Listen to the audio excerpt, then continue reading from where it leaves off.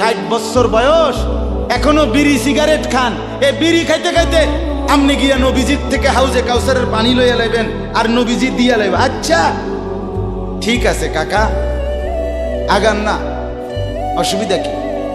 চা দোকানে নর্তকীর নাচ দেখেন, চা দোকানে বইয়া বইয়া টেলিভিশন দেখেন, আর বিড়ি খান। আমনে নবীজির সুপারিশ নিবেন, হাউজে কাউসারের পানি নিবেন। নবীজি বিষয়টা আমনেরে এত সহজ করে বলে দিয়ে গেছে না? কথা বলেন না কেন? নবীজি এ কথা বলছে, উম্মত চুরি ডাকাতি জিনা ব্যভিচার মদ জুয়া নাচ গান টেলিভিশন নাটক সিনেমা বিড়ি সিগারেট তুমি সব করতে থাকো, তোমার যেটা মনে করে এটা করো। হাসরের ময়দানে শুধু আমার দ্বারে আইও, আমি বেহেশতে পাঠাই দিমু। এটাই তো সুপারিশ না? তো আমনে ঘটনা কি, কাহিনীটা কি তাইলে?